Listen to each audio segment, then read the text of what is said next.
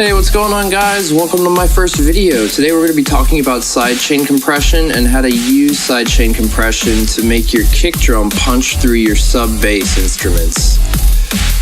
So let's go ahead and define what a sidechain is. Essentially, a sidechain is any signal that is being used to dictate the compression for a completely different signal. For example, I'm going to be using a sidechain compressor on my sub-bass instrument that the kick drum will dictate the compression settings for the sub-bass, which will allow my kick to punch directly through my sub-bass instrument, and I no longer have my sub-bass ducking my kick, and you can hear the kick loud and proud, and just it's a really cool effect. So without further ado, let's get started and jump right in. Okay, so the problem that I'm having is that my kick drum right here, this is just my kick and snare track right here, and the problem is my kick keeps getting ducked or cut out by the sub bass, which is right here. The way I'm going to work around that is I'm going to do two things, I'm going to apply a sidechain compressor in combination with an EQ filter. What those two things will do is the sidechain will make it so I can the kick will punch right through the sub bass every time it kicks, and the EQ is making it so there's only sub bass frequencies going through this track right here, or coming out of this track. The way you set up a sidechain in Logic, since I'm using a MIDI track, I have to send it to another bus, or send it to a bus, in order for it to come up underneath the sidechain menu. Once I do that, I go to my sub-bass track and I add a sidechain compressor.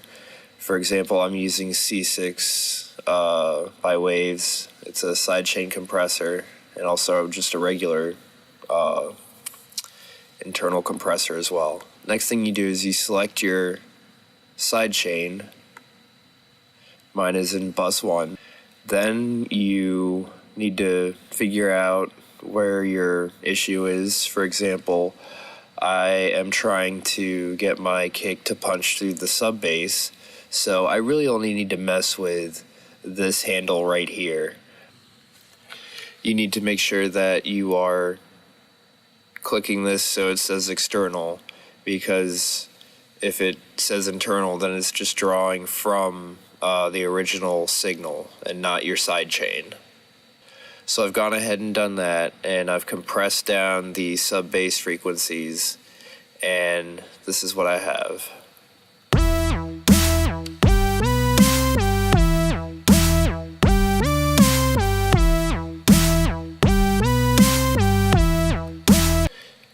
But you see how the sub-bass handle is being punched down every time the kick kicks? It's going to compress the sub-bass down 8 decibels. It's letting all those low frequencies from the kick punch right through the sub-bass, and you can hear that so much more clearly. Now, what I've also gone ahead and done is I've taken an EQ, and I've effectively cut everything above 200 hertz and everything below 24. The reason for doing this is because I have my chords right here, and the way I've engineered both my bass and my chords is I usually roll off everything below 200 hertz for my bass patches, chords, and then I go ahead and reserve everything below 200 hertz for my sub-bass frequencies, like my kick and my sub-bass. Okay, so the next thing I did was I went ahead and I sent my drum track to a second bus. And with that bus, I used an EQ on it to isolate just the kick frequencies, just the low-end kick frequencies. And I'm going to use a bit of compression to make that punch through the sub bass even more. Let me walk you through exactly what I've done to this second bus that I've set up here. So I have the EQ, and I have isolated just the kick, as you can see. I believe I cut off at 100 on the low pass, and the high pass I cut off at 24. So the next thing I did was I added a CLA 76, and I like this compressor when I'm working with low-toned frequencies because it tends to make them fatter and thicker, and this compressor is great when I run low frequencies through it. It makes, just makes everything so much fatter and louder. Then the next thing I do is I use my API 2500. This is a phenomenal compressor. I use it from mixing to mastering. Anything that's already been heavily compressed, I tend to use this guy on because this handles highly compressed signal very well. You can exercise so much control with it. You have the ability to go from a ratio of 2 all the way up to 10, and you can use it as a limiter as well.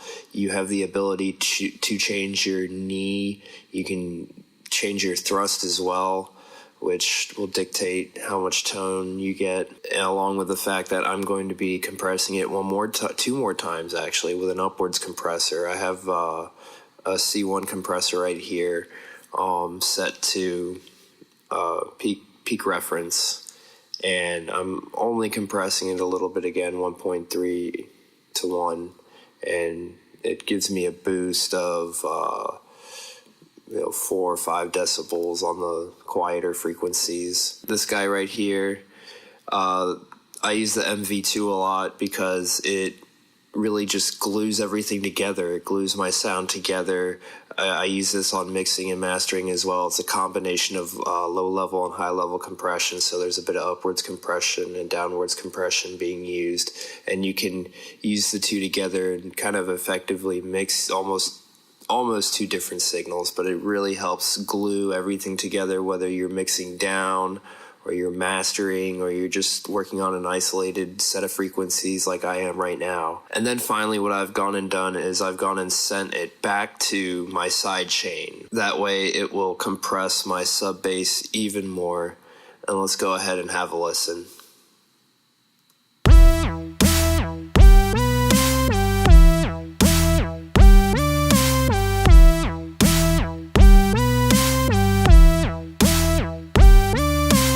And that will do it for today's tutorial. Okay, so that'll wrap up today's tutorial on sidechain compression. Thank you guys so much for watching. If you have any comments or questions, please leave them in the comments section below. If you have any suggestions for tutorials that you want to see done by me, please leave that in the comments as well. Please hit subscribe and like my video if you enjoyed this tutorial. I'll also be releasing tutorials every Wednesday or Thursday of every week. So stay tuned, everybody. Thank you for watching.